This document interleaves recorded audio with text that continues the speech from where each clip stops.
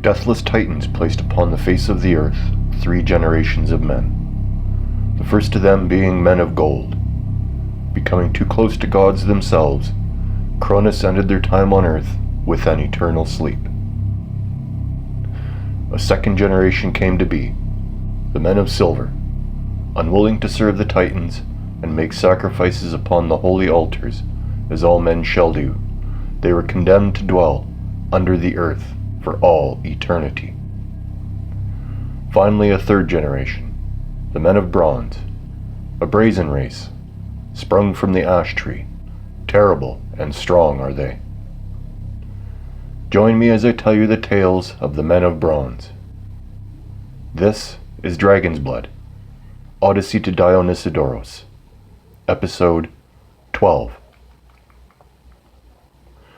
The rest of their time in Nebetah was uneventful. Akhom and Menkaure finished getting supplies for the journey across the sea and their long trek to Azurda. When they finally left the city, both of them felt a wave of relief. Nebetah could be a dangerous place. People from every corner of the 3 kingdoms and beyond passed through. When that many people are in close quarters, thieves are sure to be everywhere. Not only are fortunes stolen, but lives as well. Bodies appear in the harbor almost every night. The ride to camp wasn't very far, and both Akhom and Menkaure kept an eye open for anyone following. The sun began to set, but luckily Sunesret and Gamden had a large fire burning that was easy to see from afar. As Akhom and Menkaure rode up, Sunesret shouted out through a mouthful of food, "Hurry up! This deer is delicious, and almost gone." Menkaure unraveled the ladder next to his saddle and climbed down, saying, "You 2 managed to get a small deer for us tonight? That is amazing! How could you see it?" Sunesret was too busy eating, so Gamden answered for him. "Khefu had a spyglass. He held it up for Menkaure to see. We also found this bow that must be magical. When the arrow leaves, it seems to disappear. We can never find the arrow, but it always finds its target. I will want to see both the spyglass and bow after we sup. That deer smells too good to wait." Akhom asked Menkaure if he wanted Merit tied up with the other horses. "No, you don't have to worry about her. She won't leave my side." Menkaure petted her and gave her a date. Akhom took his horse over to Gamden's, took the saddles off both horses, and gave them a quick brush. "Akhom!" shouted Sunesret. "Come eat, or I will have to eat your share too." As he walked over to the fire, he took a look at his surroundings. They were in a small depression surrounded by large trees. He sat down and said, "I am sure that someone followed us from the city. I didn't see anything, but I'm positive I heard footsteps following us." Sunesret stopped eating for a moment, looked around and said, "I'll go get him." Akhom held up his hand and said, "I have a better idea." "Where is Khepri?" He's around here somewhere." "Khepri!" shouted Gamden. "Khepri!" Everyone around the fire stopped what they were doing and looked for Khepri. Seconds later, he came out of the shadows and sat next to Gamden and got a pet for coming. "How does this work? I watched Khefu use his familiar before, but never learned how." "Remember back at the mansion when Khefu said that he was giving you his familiar?" answered Akhom. "Now you can command Khepri to do what you want. Get his attention. Hold his head gently in your hand and look directly into his eyes. Tell him what to do and speak the word Irt in the ancient tongue for eye. You can use magic, Gamden. He will do what you want." Gamden did as Akhom told him. He took Khepri's head in his hand and said, "Go see who's out there, Khepri. Then come back. Gamden spoke the word. The shock of magical energy between the two startled them both. Khepri shook his head, meowed, and leapt into the darkness. "Now we wait," said Akhom. "He will find whoever is out there." "How do I know when Khepri has found him?" "When Khepri finds him, he will give you his sight," continued Akhom. "This is the first time you've done this. It will be disorientating at first. Best to sit down the first few times, or you will fall down. Sunesret, you stay where you are, and I will sit on the other side of Gamden." Akhom sat beside Gamden, and their meal continued for only a few more minutes. When Gamden held up his hands and said, "I can't see the fire. Everything is black."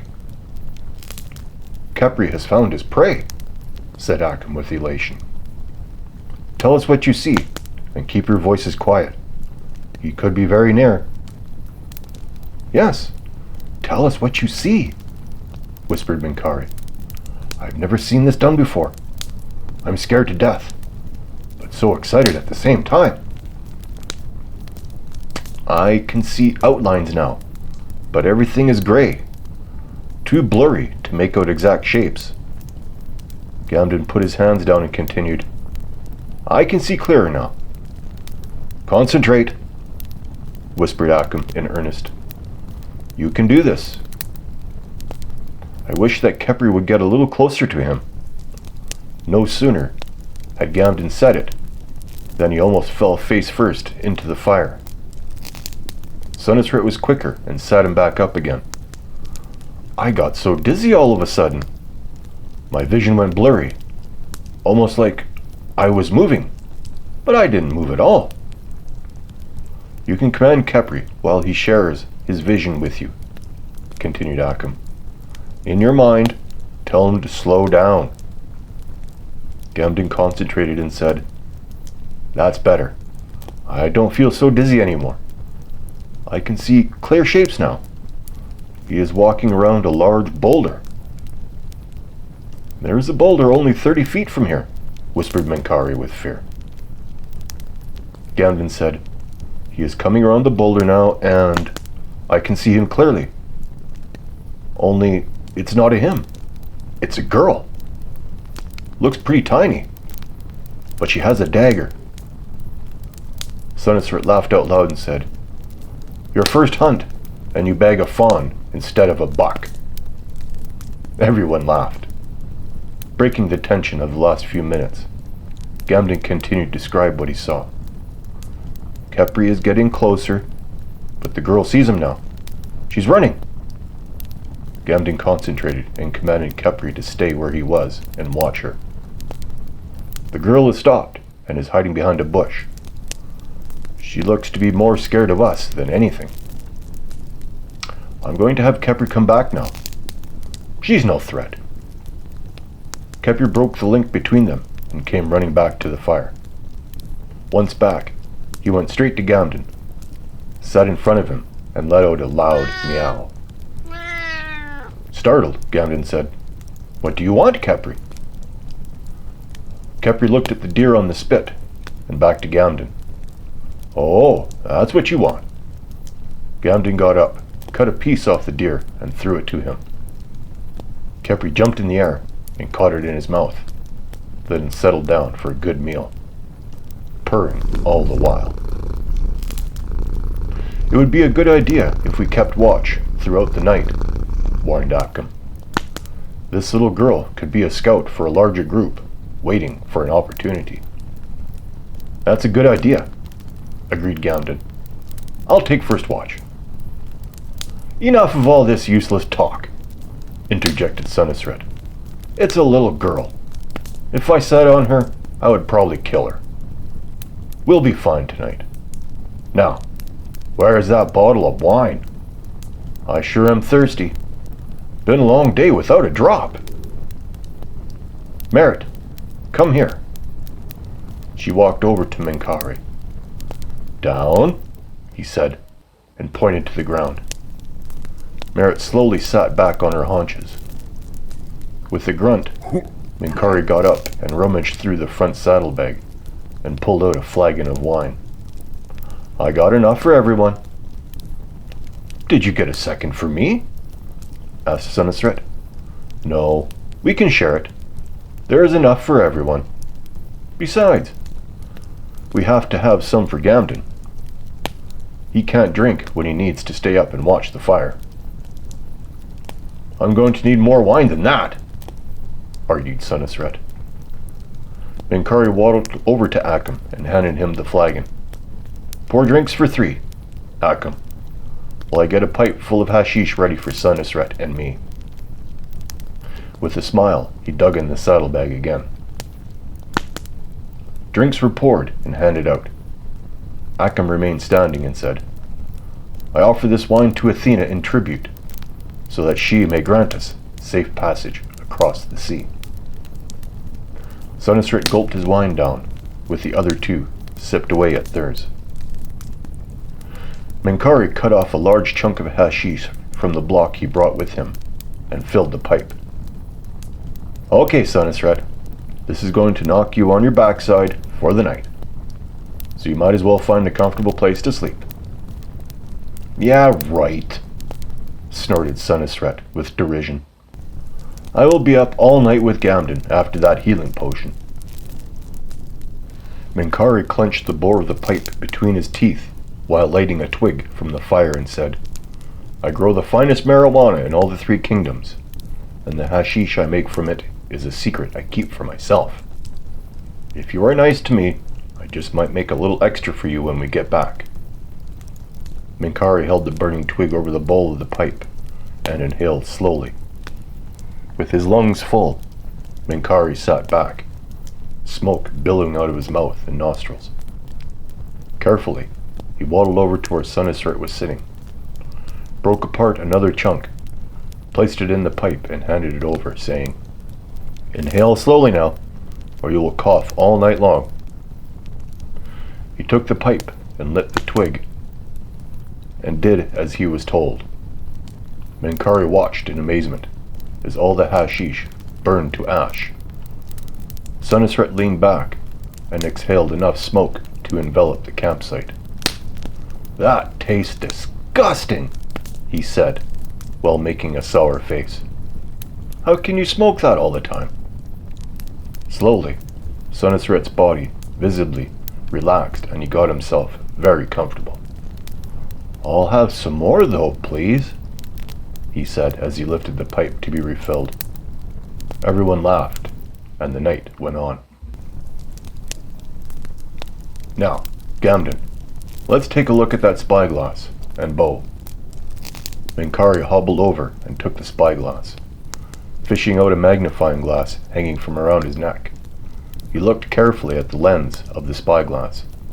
Ah, yes, just as I had thought. Khefu made this himself. If you look carefully, you can see his crest inscribed. Such craftsmanship. The world lost a great man. I shall miss him. Menkaure stood silent for a moment, then came out of his reverie. Sorry, lost in my thoughts, he said through a laugh. Lost in your hashish, more than anything, said Akhom. You make your smoke too potent, old man. Just look at poor Sunesret over there. He pointed to the big man sitting across the fire, squinty-eyed and smiling at nothing in particular. Yes, too potent, laughed Menkaure. I am just too old. Too old, I say. The older I get, the stronger my hashish gets. And I am very old indeed. Changing the subject, Gamden asked, What about the bow that we found in Khefu's basement? Yes. Get me that bow. I need to see it, Menkaure answered with excitement. Gamden reached behind him, produced the bow, and handed it over. Menkaure ran his fingers from end to end of the upper and lower limbs. Not finding what he was looking for, he felt the tip, then the recurve, where he found the runes. I remember this now. Yes, I remember this. Kefu and I corresponded about this by courier pigeon. He said that a sudden storm came across his mansion, and that lightning split an old oak tree in the back pasture. Akhom interrupted by saying, I remember that too now. About 5 years ago, when I stopped in to help him with his garden, Kefu had me knock down a tree that was split by lightning. While I was cutting it up, he chose one branch in particular, near the point where the bolt struck. Yes, yes, replied Menkaure, as he exhaled another lungful of smoke. Kefu wrote that he had just made an offering of a goat to Zeus at his temple in Sunesret the day before. Taking it as a good omen, he asked me to write him back with runes in the ancient languages associated with Zeus. He obviously found the right combination of runes, answered Gamden. I haven't found any of the arrows that I fired yet, but every one was a kill shot. Akhom, Menkaure, and Gamden talked for a couple more hours. Sunesret listened and laughed at almost everything they said, while saying nothing himself.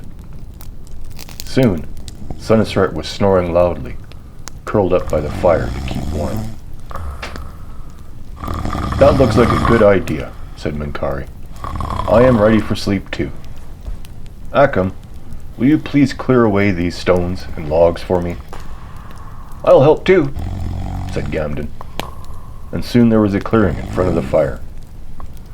Menkaure waddled over to the clearing and called Merritt over to him. With expert skill, he used his walking stick to retrieve a large blanket and bedroll from his saddle pack.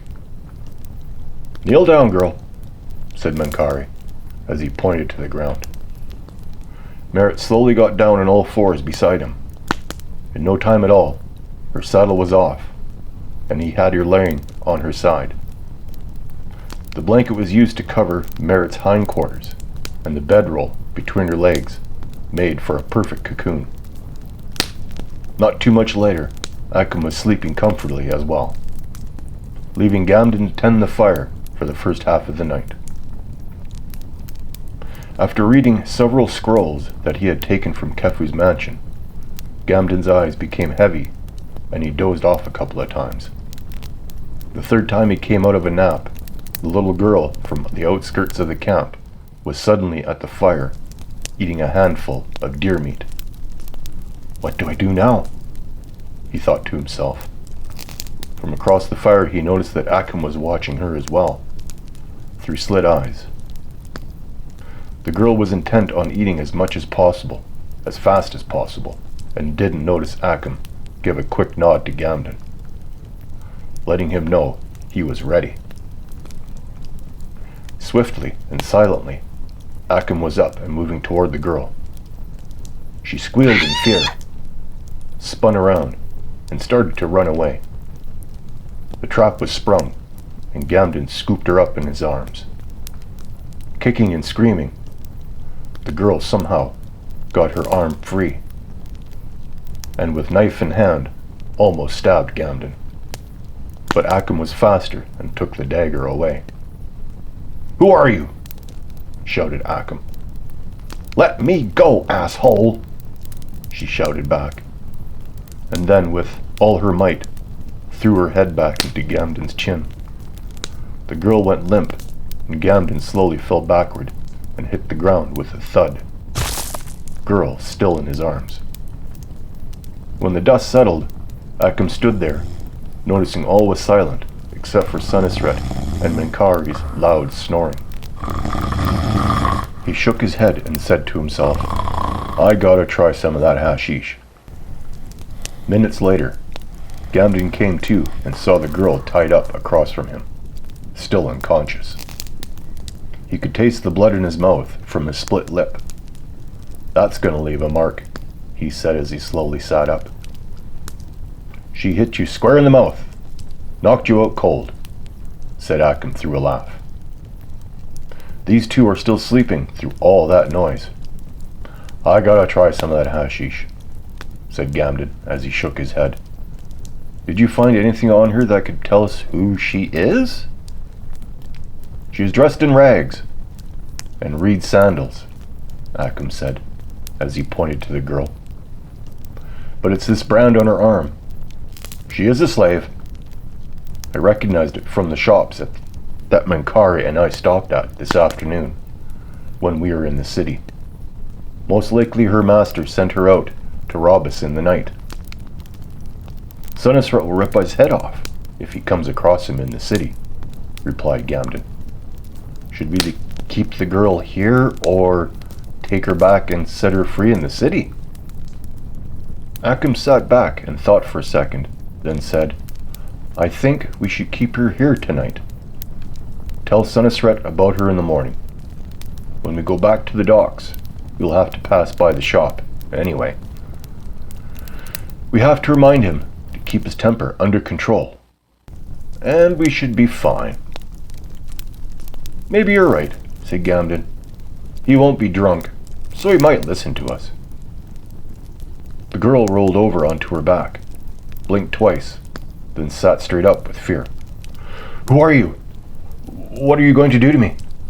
She asked, as she struggled with her bonds. Akhom held up his hands and said, My name is Akhom. We don't want to hurt you. There is food and water next to you. I know that you're hungry, so eat. She looked both of them, and then ate some of the deer meat. Akhom continued, We have to go to the docks tomorrow. When we do, we will pass by your master's shop. I have no master, snapped the girl. I ran away from that asshole. No one owns me. Gamden asked, How old are you? 14, she said, pulling the matted long black hair away from her face. Missing teeth and dark circles under her eyes made it difficult to tell her age. You don't look any older than 8. Malnutrition from living on the streets, Akhom said. What is your name? My name is Orythea. When did you run away? Don't know. Long time ago, the girl said through a mouthful of meat. How many winters since you ran away? The girl stopped chewing, thought about it for a couple of seconds, and then said, 6 winters. That means you were 8 when you ran away, continued Gamden. Do you know where your mother is? I haven't seen her in a long time. She helped me run away. She said to go to the old temple guards, and they would take me in. Bad men there, so I run away again. Live with other kids in the sewers. Orythea took a big drink of water and said, I hate sewers. Akhom looked at Gamden, then said, We can't leave her alone. She won't live for more than a couple more years. Gamden shrugged his shoulders and said, You're right. We have to do something. But I don't know anyone around here. And we have to board that ship tomorrow. I know what to do, said Akhom with a smile. When I traveled through Dionysodoros last time, I met a sister of the Penthesilea convent. She'll be well taken care of there. What do you think, Orythea? Curled up next to the fire, fast asleep, she didn't say a thing. I guess we will find out in the morning, Akhom continued. Why don't you get some sleep too? I won't be sleeping any time soon, answered Gamden. My lip is beating twice as fast as my heart. You get some rest, and I will keep the fire going. Look for episode 13 of Dragon's Blood, Odyssey to Dionysodoros, on YouTube.